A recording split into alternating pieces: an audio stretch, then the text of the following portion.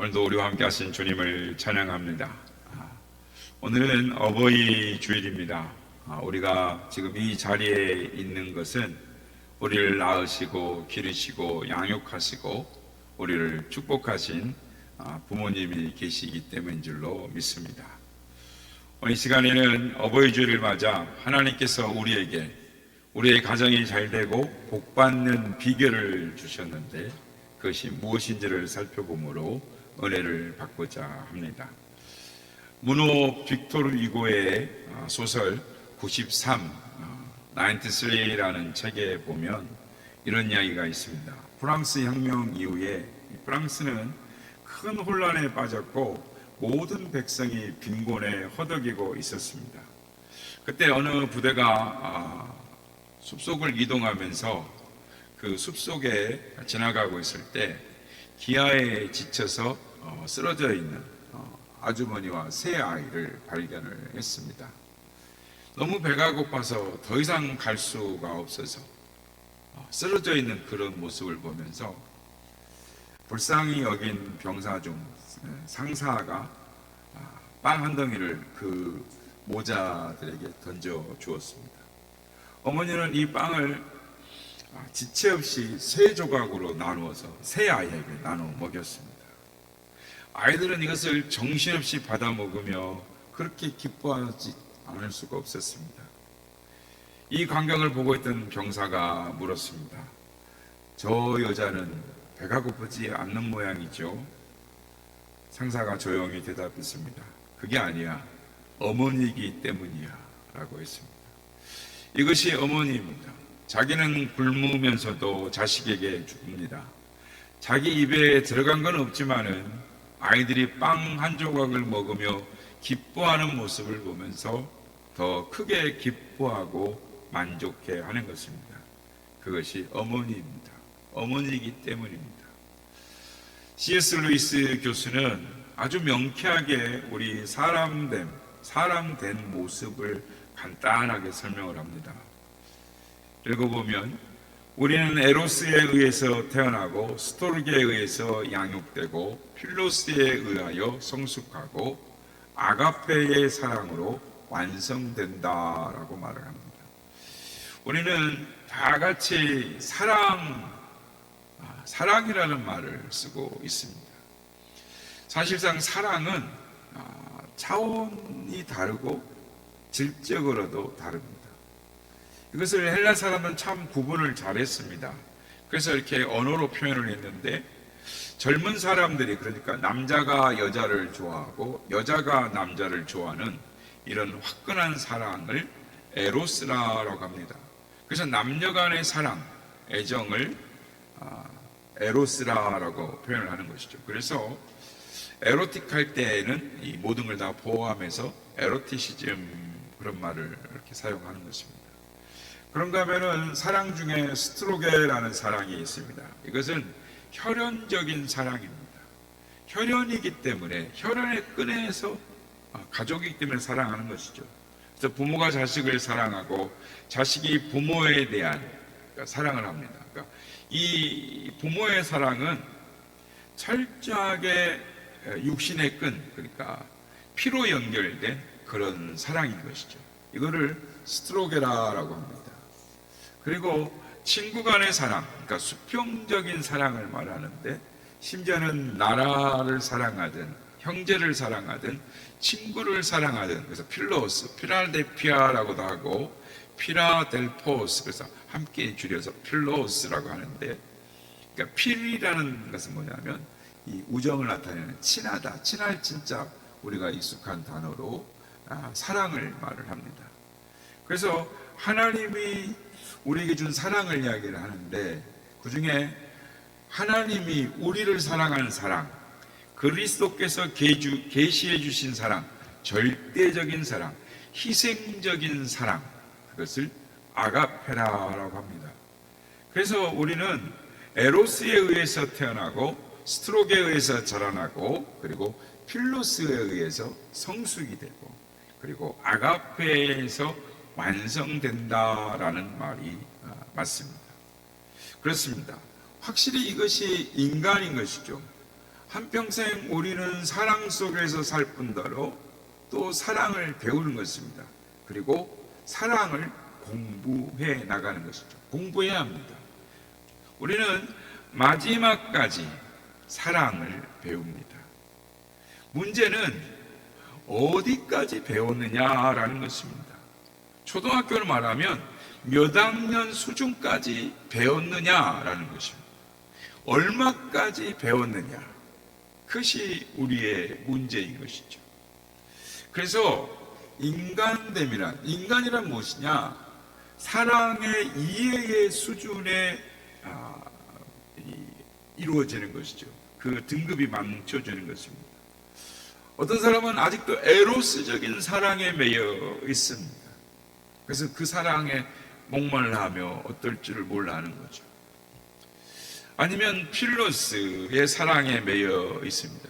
그러니까 혈연적인 사랑에 매여, 그러니까 그 정도 그 수준인 것이죠. 아니면 필로스 친한 우정에서 이야기하는 것이죠. 아니면 끈질기게 스트로게만을 주장하는 분들이 있습니다. 그러니까 그게 매여 있는 것이죠. 그러니까 그 사랑, 그 수준에 있는 것입니다. 여러분, 사랑의 이해가 높아져야 아가페를 이해할 수 있습니다. 희생적인 사랑, 하나님의 사랑, 그러니까 상상할 수 없는 엄청난 사랑, 아가페의 사랑, 십자가의 사랑을 이해하게 될 때 비로소 내가 예수를 믿는다라고 말할 수 있는 것입니다. 하나님의 사랑을 이해하면 그것이 바로 그리스도인 것입니다. 그리고 이 사랑에 우리는 응답을 합니다. 아니, 응답해야 됩니다. 자, 보시기 바랍니다. 한 남자의 사랑에 응답해서 여자가 응답해서 결혼을 합니다. 그리고 부모님의 사랑에 응답해서 효자가 됩니다. 그런가 하면 친구의 사랑에 진실하게 응답해서 친구가 되죠. 신의를 지키는 인간관계의 사람이 됩니다. 또 인격이 되어지는 것이죠. 인격이 자라나고 발전하고 성숙되어지는 것입니다. 그리고 하나님의 사랑, 아가페적인 사랑에 우리가 응답해서 그리스도인이 되는 것입니다. 사랑은 응답이 과정이 있습니다. 이것을 알아야 되는 것입니다. 그렇다면 응답하는 것이 무엇이겠습니까? 사랑에 응답하는 것은 곧 베푸는 것입니다. 이 사랑을 알고 또 이 사랑을 실천하는 것이죠. 그래서 부모의 사랑을 받아본 사람이 자식에게 사랑을 나눠줄 수가 있고 사랑을 보여줄 수가 있는 것입니다. 남편의 사랑을 받아야 남편을 사랑하죠.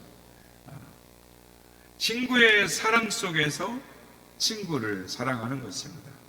하나님의 사랑을 알고 응답해야 하나님을 사랑하는 것입니다. 예수님께서 말씀하십니다. 원어로 말하면 아가파테 알렐루스 카도스 에가페사 휴몬이라고 하는데, 내가 너희를 사랑한 것 같이 너희도 서로 사랑하라. 내가 너희에게 한 사랑이 아가페다라고 말합니다. 아가파테 알렐루스라고 하는데요, 아가페의 사랑을 하라, 또 다른 의미로는 사랑을 베풀어라 라고 말씀을 하시는 것입니다. 그렇다면 여러분의 생애 속에, 여러분의 생애 가운데 이것이 아가페였다, 이것은 아가페의 사랑을 한 것이다 라고 생각하는 그 사랑이 여러분의 인생 가운데 몇 번이나 있었습니까? 몇 번이나 그런 사랑을 해보셨습니까? 다른 말로 말하면 여러분의 사랑의 수준이 어디까지 왔습니까? 여러분, 다시 한번 생각해 보시길 바랍니다. 우리의 사랑, 내 사랑의 수준이 어디까지 왔습니까? 정말 아가페적인 사랑을 해본 적이 있습니까? 거기서 내 인간됨의 수준이 결정이 되는 것입니다. 여러분, 인간의 죄 중에 가장 무서운 죄가 사랑에 대한 배신입니다. 높은 사랑, 하도 귀한 사랑, 어마어마한 사랑을 받고도 그것을 배신한다면 이건 용납할 수가 없는 것이죠. 미움을 받아서 미워하는 것은 당연하지만, 그러나 사랑을 받았는데, 사랑을 받았으면서도 미워하고, 특별히 고귀한 사랑, 감당할 수 없는 사랑을 받고 배신한다면 그 사람은 죽어 마땅하다 할 수 있을 것입니다. 이런 이야기가 있습니다. 홀로 된 어머니가 아들 하나를 키우면서 정성을 다해서 힘든 일을 다 해가면서 돈을 벌어서 아이를 서울로 유학을 보냈답니다.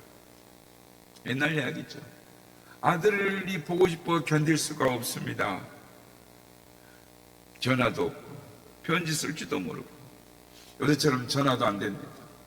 그저 아들이 보고 싶어서 견딜 수가 없어서 아들을 보려고 서울로 왔는데, 아들이 다니는 학교 교문 앞에서 하루 종일 기다렸어요.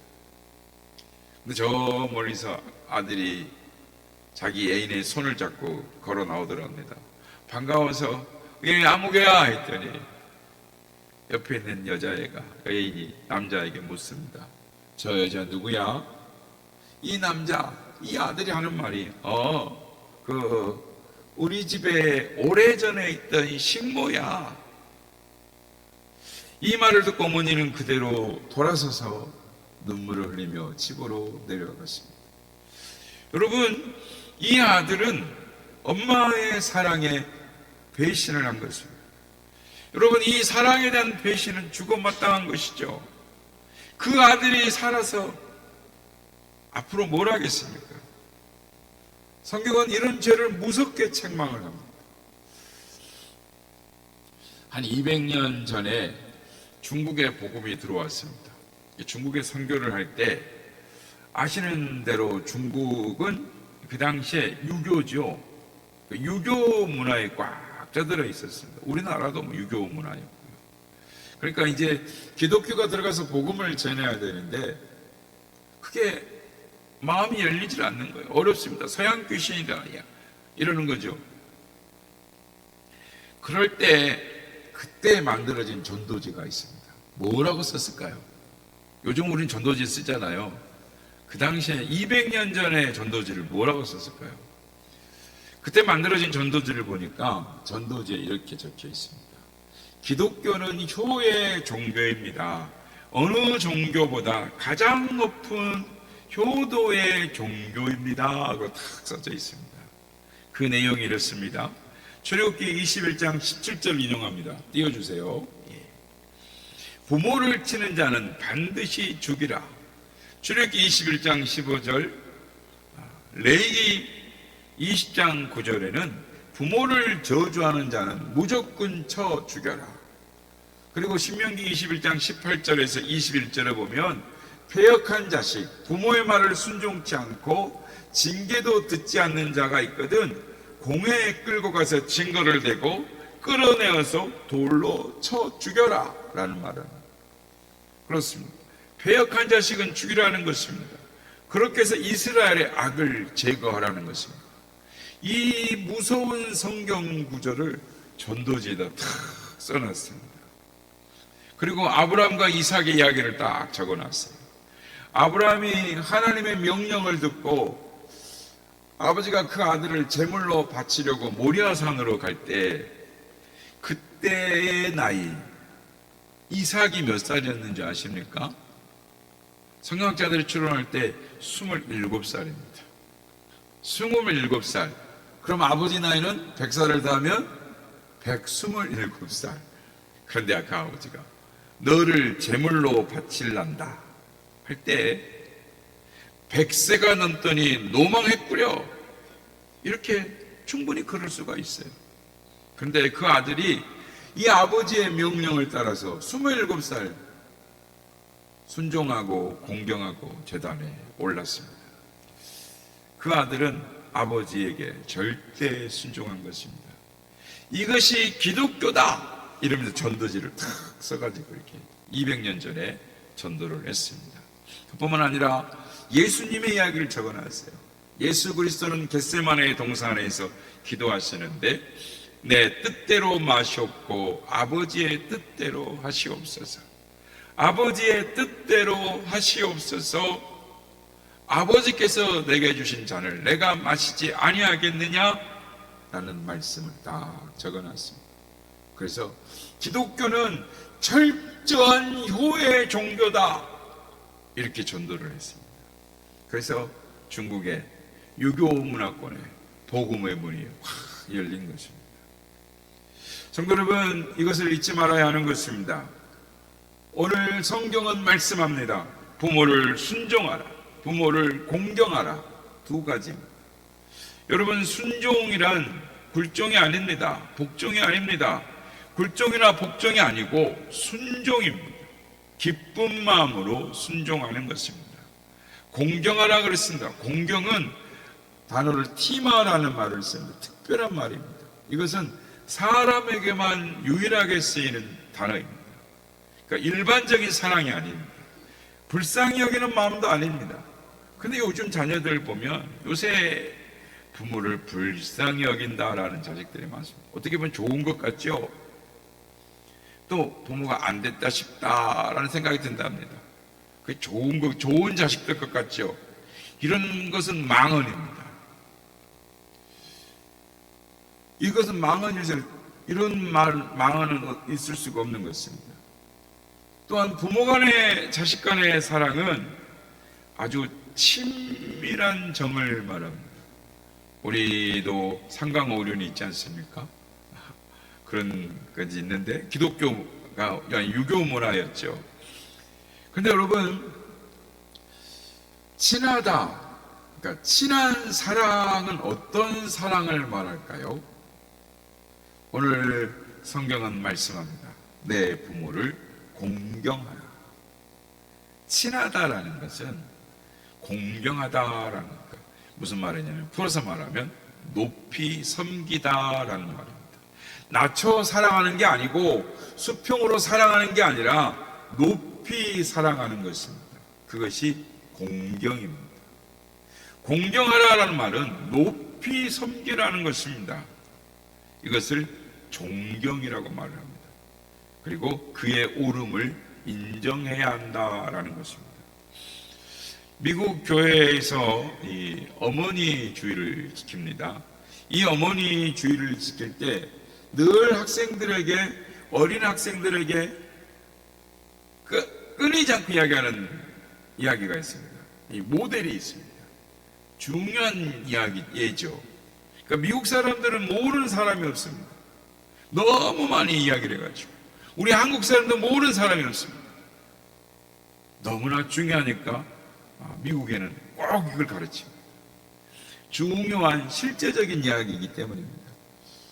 미국 사람들이 잘 알고 존경하는 조지 워싱턴, 미국의 1대 대통령 이야기입니다. 그가 어렸을 때 그의 꿈이 뱃사람이 되는 것이었습니다. 선장이 되는 것이었습니다. 그래서 선장이 되려고, 뱃사람이 되려고 바닷사람이 돼야 되겠다 하고 짐을 다 꾸려가지고 하인들과 같이 배를 타려고 선착장에 나갑니다. 그런데 마지막으로 어머니가 오셨어요. 어머니를 만났는데 큰 뜻을 품고 집을 나가는 아들을 말릴 수가 없는 거예요. 그런데 아들의 손을 잡고 엄마가 그냥 그대로 울기만 합니다.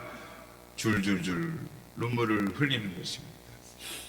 워싱턴이 그때 생각을 바꿨습니다. 내 어머니를 슬프게 하고 어머니의 눈에 눈물을 흐르게 하고 내 꿈을 좇을 수는 없다. 그래서 꿈을 포기하고 하인들한테 짐을 내려라 하고 다시 풀어놓고 어머니의 뜻에 순종을 합니다. 마침내 그가 미국의 위대한 일대 대통령 조지 워싱턴이 되었습니다. 그가 어머니를 떠났다면 잘 돼봐야 선장이 되었을 것입니다. 그는 그의 큰 뜻을 품고 다 준비했던 걸 버리고 어머니를 따랐습니다. 왜 그랬을까요? 왜요? 어머니가 나보다 지혜로우니까, 나보다 어머니에게 경륜이 있으니까 어머니의 명예를 높이고 어머니의 인격을 높이고 어머니의 사랑을 알았기 때문입니다. 그래서 그를 높이고 높여 순종한 것이죠. 그래서 공경이라는 것은 그를 높이는 것입니다. 그를 자랑하는 것입니다. 그러니까 부모님을 자랑하는 것입니다. 내 어머니는 이런 분입니다. 내 아버지는 이런 분입니다. 그는 이렇게 훌륭했습니다. 항상 마음속에 부모에 대한 긍지와 자랑을 느끼며 살아가는 것, 그것을 공경이라고 합니다. 그렇습니다. 공경이라는 것은 대가성 없는 사랑을 말합니다. 공경을 해서 뭘 받아내자는 것이 아닙니다. 이건 거래가 아닙니다. 그런데 요즘 그런 거 있죠. 나이 들고 죽을 때까지 절대 자식들한테 돈 주면 안 된다. 거래가 되니까 그런 얘기가 나오는 것이죠. 질투 없는 사랑은 오로지 효 하나뿐인 것입니다. 어떤 의미에서는 완전한 사랑에 대한 응답이 효인 것입니다. 또한 이 사랑에는 소원이 있습니다. 그 소원에 응답해야 하는 것입니다. 어머니의 소원, 아버지의 기도, 그것을 알고 그에 따라야 하는 것입니다. 그것이 바로 공경인 것입니다. 내 생각이 아무리 많더라도 아니요, 그 소원을 우선해야 하는 것입니다. 어머니의 소원은 선합니다. 아버지의 소원은 의로운 것입니다. 때로 부모님이 공부하라 입버릇처럼 말하지만 알고 보면 거기에는 긴 이야기가 있는 것이죠. 건강 조심해라 하면 거기엔 긴 이야기가 있는 것입니다. 내가 제때 공부 못해서 이렇게 늘 답답할 때가 많다. 그러므로 너는 공부해라. 내가 젊을 때 건강을 주의하지 않았더니 나이 먹어서 이렇게 힘든 부분이 많구나. 너는 건강을 주의해라. 그런데 이 말이 어렸을 때는, 젊었을 때는 그렇게 듣기가 싫은 것입니다. 잔소리처럼 들리는 것입니다. 그런데 그 속에 소원이 있습니다. 간절한 소원이 있었던 것입니다. 부모님 소원 중에 가장 큰 건 건강인 것입니다. 자녀들에 대해서. 여러분, 병들지 마십시오. 병들면 불효자입니다. 건강을 잘 지켜서 건강해야 부모님께 기쁨을 드리는 것입니다. 부모 앞에 알아 누워있는 자녀는 불효자입니다. 그것도 내 잘못으로 인하여 내가 병들었다면 천하의 불효자입니다. 얼마나 마음이 아프겠습니까? 안 그렇습니까? 부모님 앞에서 한숨 쉬는 거 아닙니다. 돌아가시기 전에 부모 앞에 슬픈 이야기를 하는 것도 아닙니다. 부모 앞에 단식하고 괴로워해서는 안 됩니다. 왜요? 왜 그렇게 해서는 안 됩니까? 그 마음에 기쁨을 드려야겠으니까 그렇습니다. 그의 소원을 잘 알기 때문입니다. 특별히 정직하게 신앙생활을 잘하는 것, 그것이 바로 부모님의 소원을 이루어 드리는 것입니다.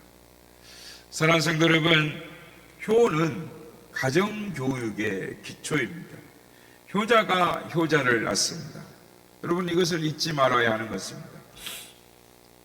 예전에 제가 초등학교 다닐 때 저희 할머니가 어렸을 때 해주신 이야기가 있습니다. 그걸 알고 봤더니 책에 다 있더라고요. 고려장 이야기를 하시면서 어떤 아버지가 나이 먹은 어머니를 데려 지게에다 태우고 지게에 지고 산으로 가서 갔습니다. 그때 꼬마 아들을 데리고 갔습니다. 아버지가 할머니를 깊은 산에다 내려놓고 음식을 풀어놓고 요거 다 잡수고 돌아가세요. 그리고 뒤돌아섭니다. 그리고 지게를 버리고 그냥 오려고 했더니 꼬마 아들이 하는 말이, 아빠 그 지게 다시 가지고 가요. 지게를 놔두고 돌아서려고 했는데 지게를 갖고 가자는 거예요. 왜냐고 물으니까 아들놈이 하는 말이, 아버지 늙으면 또 지게 지어갔다 가야 되잖아요. 그때 그 지가 필요할 것 같으니까 지게 갖고 가자는 거예요.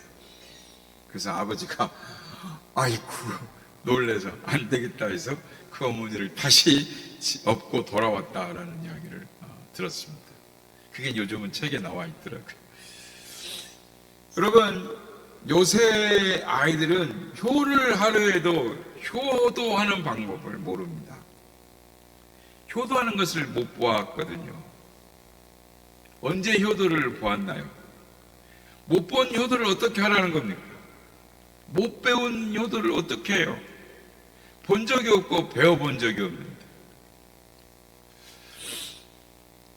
자녀가 말을 안 듣거든 내가 부모님에게 어떻게 했나 생각해 보시길 바랍니다. 부모에게 보류하면서 자식이 잘 되기를 바라는 마음처럼 바보 같은 생각이 없습니다. 잊어버리십시오. 여러분, 깊이 생각해야 합니다. 효자가 효자를 낳습니다.